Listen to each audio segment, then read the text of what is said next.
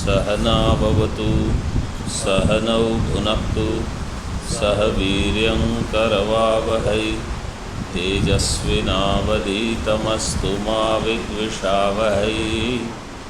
ओम शांति शांति शांति। शंकरं शंकराचार्यं केशवं बादरायणं सूत्रभाष्यकृतौ वन्दे भगवन्तौ पुनः पुनः।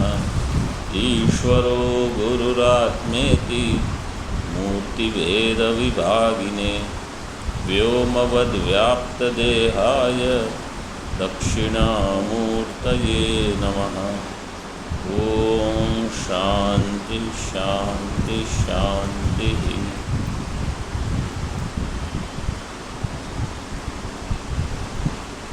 आठवां मंत्र हम देख रहे थे पृष्ठ 91 पर।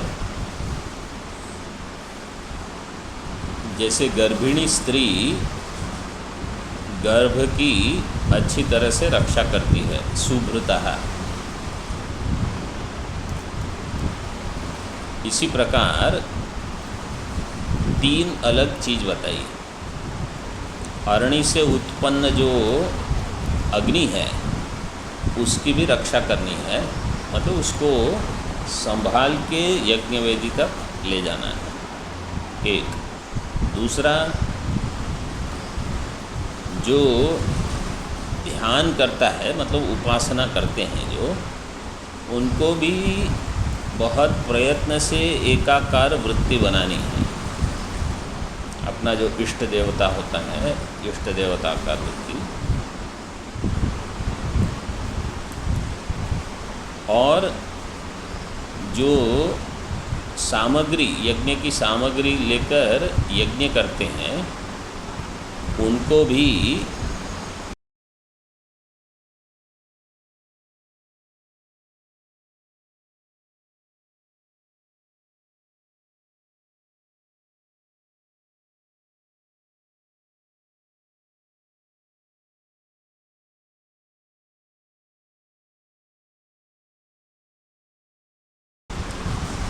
हवि डालते समय अग्नि की रक्षा करनी है। मतलब ऐसा नहीं कि बहुत सारे लकड़ियां डाल दी और अग्नि जो थी वो भी बुझ गई, ऐसे नहीं। या जो लकड़ियां डाली थी वो सब जल रही है क्योंकि बहुत सारी अग्नि प्रज्वलित है और अब डालने के लिए कुछ रहा ही नहीं, ऐसा भी ना हो। तो उसको योग्य मात्रा में वो रहे और उसको चलाते रहें, उसमें घी डालते रहते हैं। और जो अग्निहोत्रादि करते हैं गृहस्थ, उनके तो घर में जो गार्हपत्य अग्नि होती है वो आजीवन चलानी है उनको। जब तक उनका शरीर रहेगा तब तक वो अग्नि चलनी चाहिए। शरीर का जो अंतिम संस्कार होगा वो उसी अग्नि से होता है गृहस्थों के लिए, मतलब जो अग्निहोत्र वगैरह करते हैं। तो जब उनका विवाह होता है उसमें से जो अग्नि लिया जाती है वही अग्नि अंतिम संस्कार तक चलेगी। मतलब सारे कर्म उनके अग्नि की साक्षी में होते हैं, वो देवता है। तो उसको अग्नि को संभालना वो आपकी जिम्मेदारी है। ऐसे तो दृष्टांत यहाँ जो दिए हैं, एतद् वैतद् वही ब्रह्म है, मतलब वही ब्रह्म गर्भ रूप में भी है, योगियों के द्वारा जो ध्यान रूप में जिसका ध्यान किया जाता है वो भी ब्रह्म है।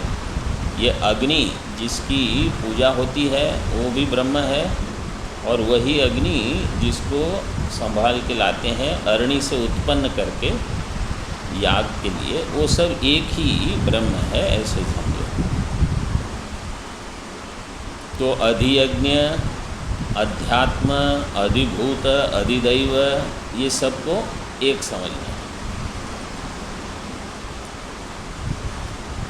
यो अधियज्ञ है 8 नंबर।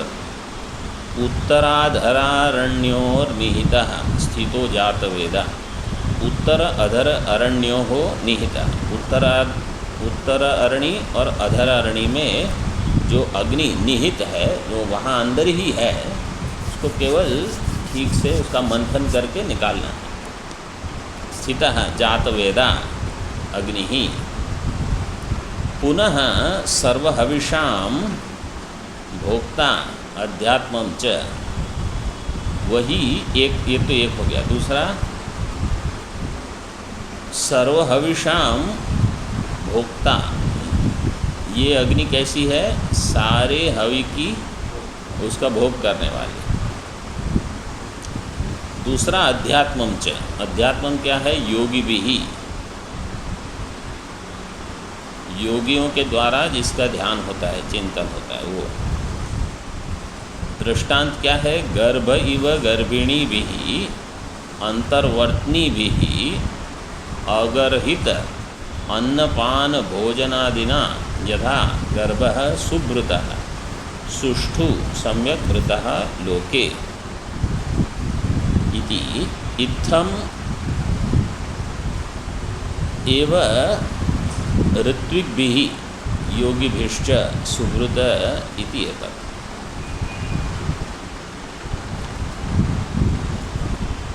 योगियों के द्वारा, बस केवल यहाँ योगी भी ही इतना दिया अध्यात्म के लिए, आगे बाद में दिया है नहीं दिया है, तो उसको समझ लो कि योगी भी केवल यहाँ दिया है।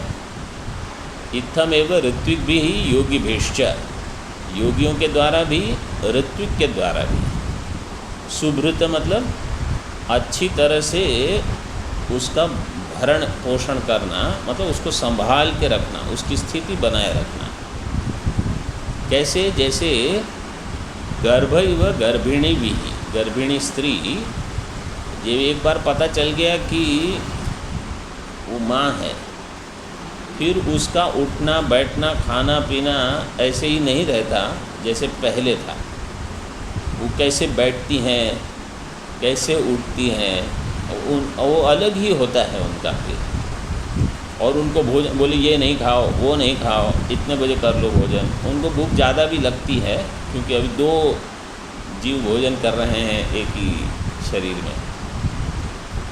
अंतर्वर्तनी भी अगर्हित अन्नपान भोजनादि भी,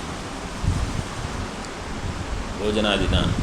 अगर्हित मतलब अनिंदनीय, जिसकी निंदा नहीं हो ऐसा अन्नपान भोजन उनको करना है। मतलब बहुत तीखा हो तो बोले वो गर्भिणी स्त्री के लिए वो निंदनीय हो, तो बोले ये नहीं खा सकते तुम। बहुत ठंडा, बोले ये नहीं खा सकते, क्योंकि वो गर्भ को ही दुख देगा और गर्भ को बाहर आने में भी बहुत पीड़ा होगी। और दूसरा तो जो मतलब बिल्कुल ही वर्जित, जो नशा करने वाला और ऐसा, तो भोजन या पान बिल्कुल नहीं होना, बल्कि यहाँ तक कि उनको प्रसन्न रखना है। ऐसे ही जो ध्यान साधना करते हैं वो योगी को भी कितना भोजन खाना, कब भोजन खाना, क्या भोजन खा रहे हैं, वो सब में सतर्क रहना।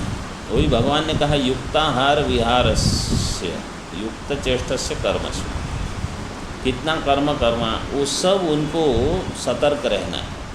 बोले इतना काम किया, आज थक गए, ध्यान में तो नींद आएगी और क्या होगा। या रात को नींद नहीं आई, वो सुबह मैं ध्यान में बैठ गया। अब वो ध्यान में क्या हुआ वो तो आप जानते हो। तो ऐसे नहीं होता, बहुत सतर्क और प्रसन्न। जिस दिन बहुत दुखी हो उस दिन ध्यान क्या होगा? कुछ नहीं होगा। यथा गर्भः सुभृतः सुष्ठु सम्यक् भृतो लोके इति इत्थमेव ऋत्विग्भिः। जैसे गर्भ होता है सुभृत, सुष्ठु सम्यक् भृतः, इसी प्रकार ऋत्विगों के द्वारा और योगियों के द्वारा सुभृत इति एतत्। तो योगी से, ऋत्विक से पहला वाला दृष्टांत ले लो, जो अरणी से उत्पन्न होगी अग्नि वो। और योगियों से जो ध्यान साधना करते हैं, मतलब यहाँ तो आत्म ध्यान भी ले सकते हो, उपासना वाला ध्यान, क्योंकि आत्मा के बारे में जो निधिध्यासन होता है ना। अच्छा आप लोग बताओ, अभी थोड़ा बहुत आपने श्रवण किया है, आत्मा का जो निधिध्यासन होता है, मतलब आत्मा के लिए, ब्रह्म के लिए निधिध्यासन होगा, उसका प्रकार कैसा होगा बताओ।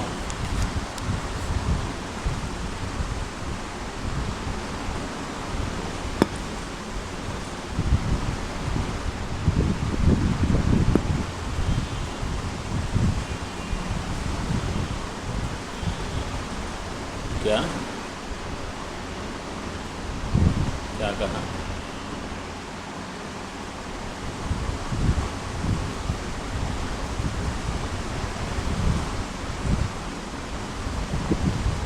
कुछ ठीक से समझ में नहीं आया। दूसरे कोई नहीं तो लिखो, वहाँ मैसेज जो है ना उसमें लिखो तो कुछ पढ़ लेंगे। और किसी को बोलना है?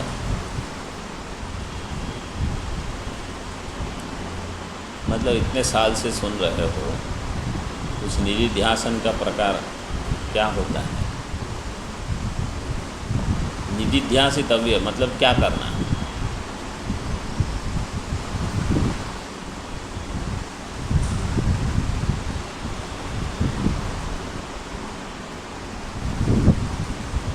उपेक्ष, उपेक्ष।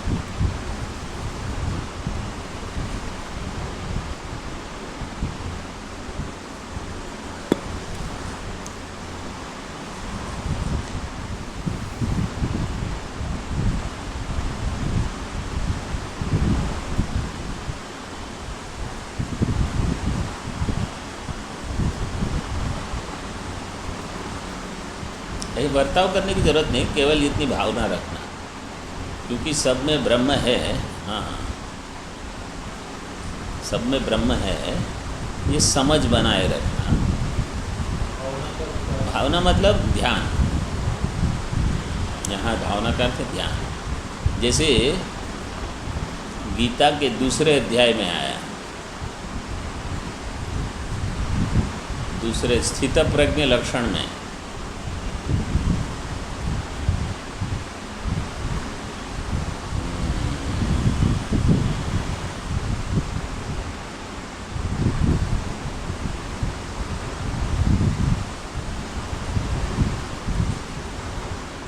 नचा भावयत शांति ही अशांतस्य कुतः सुखम।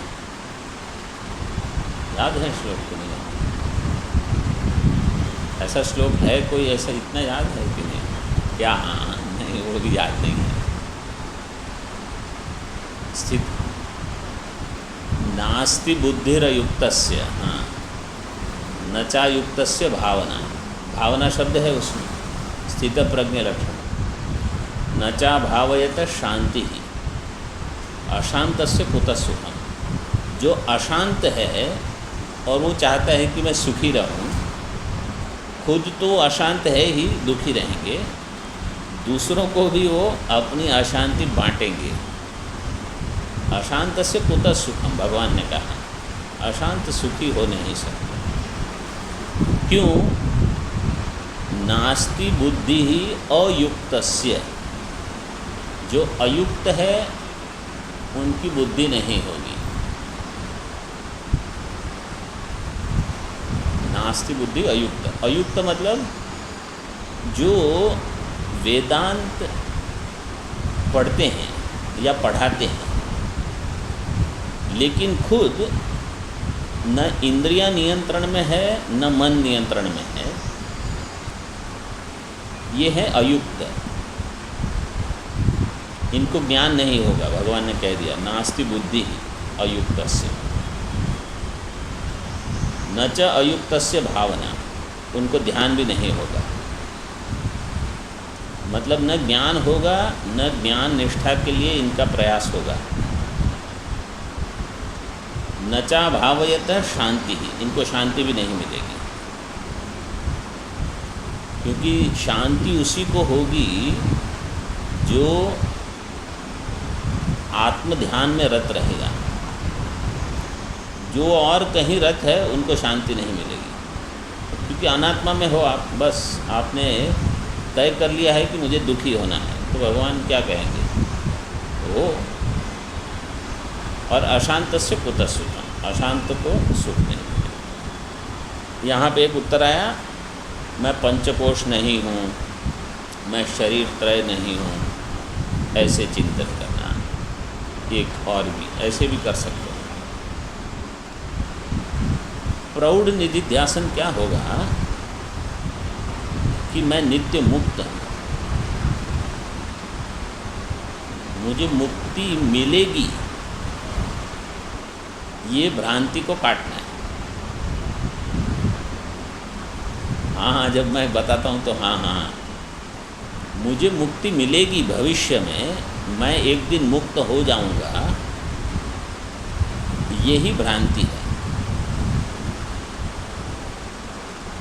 तो आपको क्या कहना है, मैं अभी मुक्त हूँ,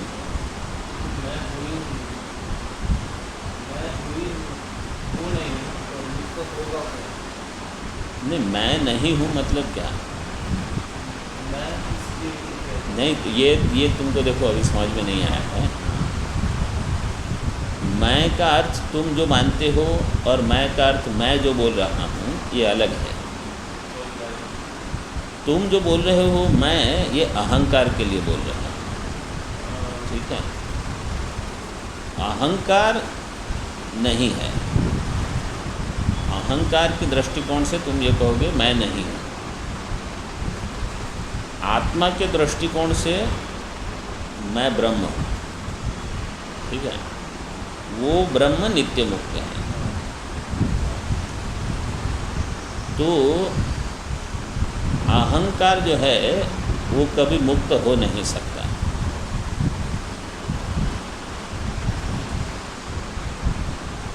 अहंकार इज नेवर फ्री और I am ever free. One is never free, one is ever free. ये भेद पता होना चाहिए। लोग जब कहते हैं कि मैं ब्रह्म हूँ, मैं शब्द का अर्थ मतलब अहम का जो लक्ष्यार्थ है, जिसमें शरीर नहीं, कोश नहीं, कुछ नहीं है, वो ब्रह्म है। इस सब से मिला हुआ मैं ब्रह्म कहाँ हो सकता है, वो तो दुखी है। तो इन सब को एक जगह रखना, सारे अनात्मा को, शरीर इंद्रिय प्राण मन, बोले तुम यहाँ मत आओ, बाहर रहो। ध्यान करते समय इन सब को हटा के रखना, तब जो मैं रहेगा वो कह सकता है कि मैं नित्य मुक्त हूँ, मतलब आत्मा की दृष्टिकोण से। किंच आगे देखो, दिवे दिवे अहनि अहनि ईड्यः स्तुत्यः वन्द्यश्च।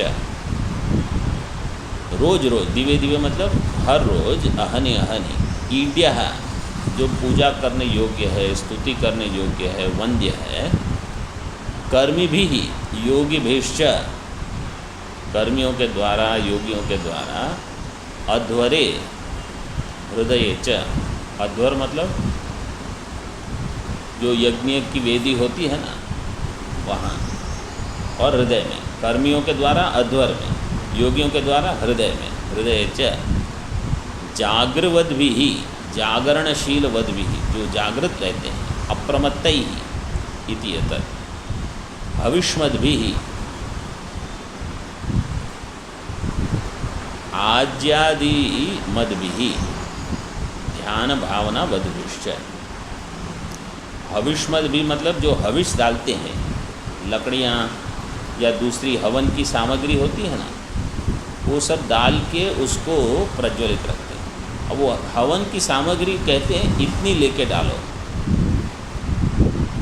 और आप शुरू हो गए ज़्यादा डालोगे तो वो अग्नि बुझ जाएगी। और लकड़ी भी ऐसी हो जो अग्नि को पकड़े, गीली गीली लकड़ियाँ कहीं से लेके आए और डाल दी वहाँ, वो कहाँ जलने वाली है। केवल धुआं निकलते रहेगा, आपकी आँखों में आंसू आएंगे, बस और कुछ नहीं।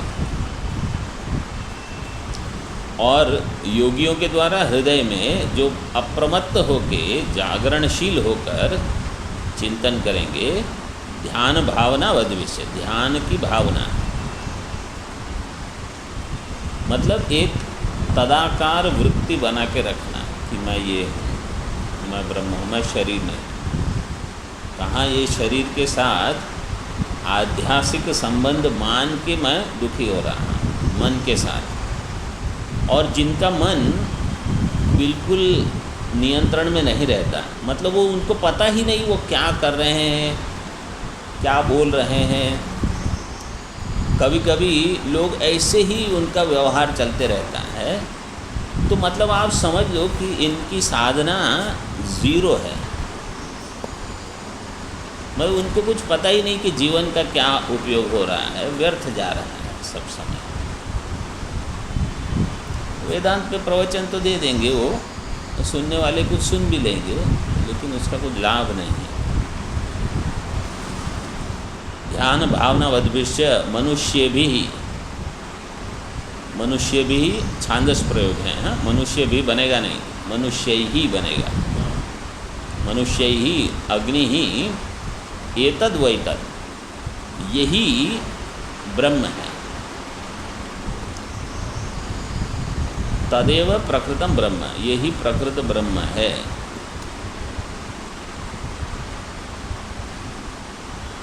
मतलब जो अरणि मंथन से अग्नि प्रकट हुआ है, जो ध्यान जिसका हो रहा है, जो कर्मियों के द्वारा जिसमें हविष डालते हैं और दूसरी सामग्रियां वगैरह डालते हैं, आज्य आदि घी वगैरह डाल के, वही ब्रह्म है जिसकी रक्षा हो रही है। मतलब सर्वत्र ब्रह्म दर्शन करना है। अध्यात्म में, अधिदैव में, अधिभूत में, अधियज्ञ में, ऐसे। किंच यतश्चोदेति सूर्यो अस्तं यत्र च गच्छति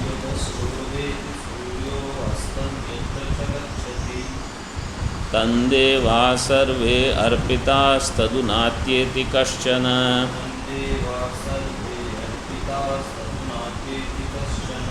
एतद्वैतत्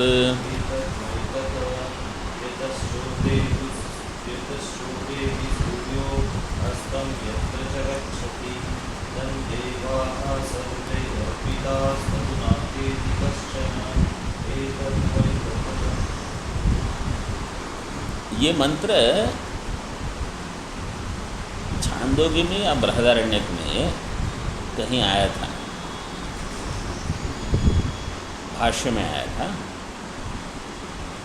यतश्चोदेति सूर्यो अस्तं यत्र च गच्छति तं देवा सर्वे अर्पिताः तदुनात्येति कश्चन, इतना। लेकिन वो तदुनात्येति कश्चन के बदले कुछ थोड़ा अलग है। ऊपर की पंक्ति समान है, दूसरी थोड़ी थोड़ी समान, थोड़ी अलग है। वो हिरण्यगर्भ के लिए है। मुझे लगता है बृहदारण्यक में ही आया था भाष्य में। तो यही मंत्र वेद में थोड़े भेद से हिरण्यगर्भ के लिए है, और यही मंत्र उपनिषद में यहाँ ब्रह्म के लिए भी है। तो अर्थ कैसे करना, बोले प्रकरण क्या है वो देख के करना पड़ेगा। प्रकरण यहाँ क्या है, जो धर्म अधर्म से अन्य है उसको बताना चाहते हैं, इतना ध्यान में रख के करना पड़ेगा। तो कहीं भी जब हम वार्तालाप भी करते हैं, दो व्यक्ति जब कुछ बात करते हो, किसके संदर्भ में बात हो रही है, वो पहले ध्यान में रख के फिर बाकी सब वाक्यों का अर्थ बनाते हैं। यतः च सूर्य उदेति, जहाँ से सूर्य का उदय होता है, अस्तम यत्र च गच्छति, और जहाँ सूर्य का अस्त होता है, तम वहाँ उसको सर्वे देवा अर्पिता, सारे देवता वहीं अर्पित है, समर्पित है,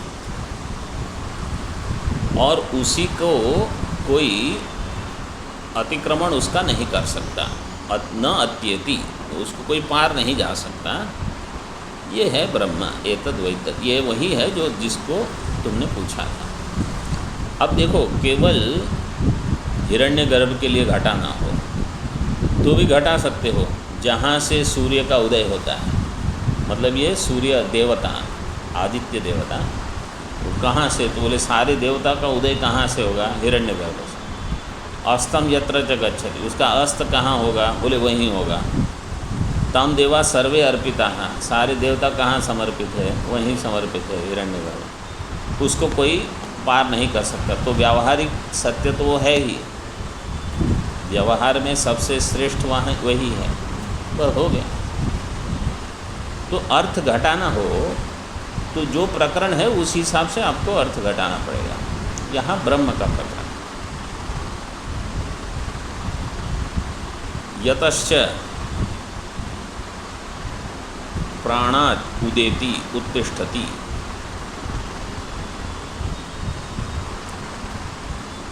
देखो यहाँ प्राण शब्द दिया भाष्य में भी, यस्मात् प्राणात् उदेति उत्तिष्ठति सूर्य, अस्तम निम्लोचनम यत्र यस्मिन्नेव च प्राणे अहनि अहनि गच्छति। प्राण से ही सबका उदय होता है, सूर्य का प्राण में ही रोज हर दिन वहाँ अस्त होता है। तम प्राणम आत्मानम देवा अग्न्यादयो, सारे देवता अग्नि आदि अधिदेव, वागादयस्य अध्यात्मम, दोनों में घट जाएगा। प्राण जो है समष्टि रूप में जो होगा वो हिरण्यगर्भ होगा, व्यष्टि रूप में जो होगा वो प्राण, जहाँ इंद्रियों का लय हो जाता है, सुषुप्ति में केवल प्राण चलते हैं। तो वागादयस्य अध्यात्मम सर्वे अर्पिता, कैसे, सर्वे विश्वे अरा इव रथनाभाव अर्पिता संप्रवेशिता स्थिति काले, और स्थिति काल में अरा इव रथनाभव अर्पिता। जैसे रथ के अरे मतलब स्पोक्स जो होते हैं तो नाभि में कैसे अर्पित होते हैं, वैसे सारे देवता कहाँ अर्पित है, बोले वहाँ प्राणात्मा में। सोपि ब्रह्म एवा, अब वो कह दिया वो भी ब्रह्म ही है। तो यहाँ ऐसे भी घटा सकते हो कि वाक्य का अर्थ तो हिरण्यगर्भ ही है, वो हिरण्यगर्भ भी ब्रह्म है, क्योंकि पहले वही बता रहे हैं, अदितिर देवतामयी हो सब, जिसके पहले सबसे पहले, हाँ, वो हिरण्यगर्भ वही ब्रह्म है, वही ब्रह्म है, वही ब्रह्म है। और हिरण्यगर्भ सर्वात्मक है, तो वो सर्वात्मक ब्रह्म हो गया। तदेतत् सर्वात्मकं ब्रह्म तदु न अत्येति न अतीत्य तदात्मकतां तदन्यत्वं गच्छति कश्चन कश्चिदपि एतद् वैतद्, उसको कोई पार नहीं करता। न अतीत्य तदात्मकतां तदन्यत्वं गच्छति कश्चन कश्चिदपि। तो जिसने बहुत उपासना की है हिरण्यगर्भ की या अपने इष्ट देवता की, फिर कहा जाए कि वो आपका जो इष्ट देवता है वही ब्रह्म है, जिसकी तुमने उपासना की है वही ब्रह्म है, जिसके लिए तुम कर्म कांड कर रहे थे वही ब्रह्म है, ऐसे बताना चाहते हैं। क्योंकि पूर्व मंत्र में क्या आया, जो यज्ञ याग आदि करते हैं, बोले किस लिए होता है, वो अग्नि को तुम महत्व दे के करते हो, बोले वही ब्रह्म है। तुम ध्यान करते हो, बोले वही ब्रह्म है। यहाँ कर दिया जिससे सबका उदय होता है, जिसमें सबका लय होता है, वही ब्रह्म है। तो अगर हमने उस प्रकार की साधना की है तो ये सब हमारे लिए सरल करने का उपाय है कि तुरंत उसको ब्रह्म मान लो। तो हम इतने समय से कर रहे हैं, तो कम से कम अब वो जो ब्रह्म होगा, देखो वहाँ सबका निषेध करना पड़ेगा ना। जैसे इसके पहले एक दृष्टांत आया था कल आनंद गिरी जी टीका में कि सुवर्ण से ही आभूषण बनते हैं, इसी प्रकार ब्रह्म का ही परिणाम हिरण्यगर्भ है। वो परिणाम या विकार लेना पड़ेगा आपको। तो अगर आपको वास्तव में उसको ब्रह्म जानना है तो हिरण्यगर्भ नहीं है, ब्रह्म है। जैसे रज्जु में जो सर्प भास रहा है वो रज्जु सर्प नहीं है, ब्रह्म है। तो रज्जु सर्प का निषेध करके बाध करके आपको अधिष्ठान ज्ञान होगा। रज्जु सर्प बनाए रखो और कहो कि मुझे अधिष्ठान ज्ञान भी हो जाए, ये नहीं होगा। तो जो वहाँ अध्यस्त है उसका निषेध करना पड़ेगा आपको। जो जिसका अध्यास हुआ है उसका निषेध करो आप, तब वो ज्ञान होगा। हाँ, कुछ बृहदारण्य का क्या नंबर दिया?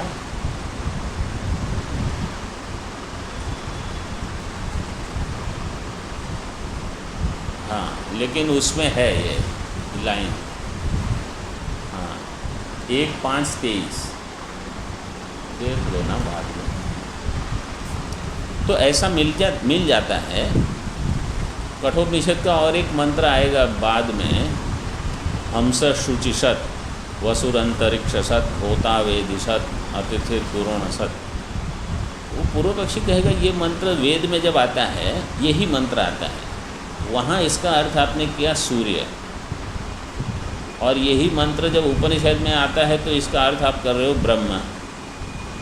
तो प्रकरण देख के आपको अर्थ करना पड़ेगा। एतद् वै तत्। टीका, सर्वात्मकम ब्रह्मोक्तम तद असत। पूर्व पक्षी कहता है ये सर्वात्मक ब्रह्म जो आपने बताया वो असत है। उपाधि अवच्छिन्न चैतन्यस्य जीवस्य संसारित्वात् विरुद्ध धर्म आक्रांतयोरैक्यायोगात् इति आशंक्य। उपाधि अवच्छिन्न चैतन्य से जीवस्य, उपाधि अवच्छिन्न चैतन्य जो है, जो कि जीव है, क्योंकि जीव में उपाधि भी लगी हुई है, ऐसे जीव का संसारित्वात्, वो तो संसारी है, विरुद्ध धर्म आक्रांतयो हो ऐक्य अयोगात्, ऐसा जीव ब्रह्म हो नहीं सकता। दोनों एक विरुद्ध धर्म है, जीव है संसारी, ब्रह्म है असंसारी।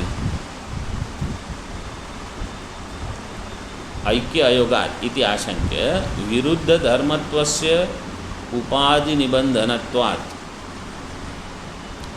विरुद्ध धर्म उपाधि के कारण होने से स्वभावैक्ये न किंचिद अनुपपन्नम इत्याह। स्वभाव में जो ऐक्य है उसमें कोई विरोध नहीं है। अनुपपन्नम न मतलब कोई उपपत्ति नहीं हो रही है, ऐसा नहीं है, वो उपपन्न हो जाएगा, वो घटा देंगे हम। यद ब्रह्मादि स्थावरांतेषु वर्तमानम तत्तदुपाधिकत्वात् अब्रह्मवत् अवभासमानम। ब्रह्मा से लेकर स्थावर एक घास के टुकड़े तक, वर्तमानम तत्तद उपाधिकत्वात् अब्रह्मवत् अवभासमान। उस उपाधि को लेके वो तो ऐसा ही लगता है ये अब्रह्म है। अब्रह्मवत् अवभासमानम संसारी। अन्यत परस्मात् ब्रह्मणः इति महाभूत। पर ब्रह्म जो है उससे ये अन्य न हो। कस्यचित आशंका, महाभूत कस्यचित आशंका, मतलब ऐसी शंका किसी को न हो कि ब्रह्म तो कोई और दूर ऊपर है, और ये है, ये वो है, सब कुछ नाम दे दिया। ये क्या है? अरे ये थोड़ी ब्रह्म है, ये हटाओ, ये वो भी ब्रह्मन है, वो भी ब्रह्म। अच्छा, तो आपको ब्रह्म कहाँ चाहिए? तो कोई कैसी कल्पना हो गई कि ब्रह्म को तो कहीं दूर जाके हमको मिलना है, तो उसका निषेध कर रहे हैं। इदम आह, ओम पूर्णमदः पूर्णमिदं पूर्णात् पूर्णमुदच्यते पूर्णस्य पूर्णमादाय पूर्णमेवावशिष्यते। ओम शांति शांति शांति।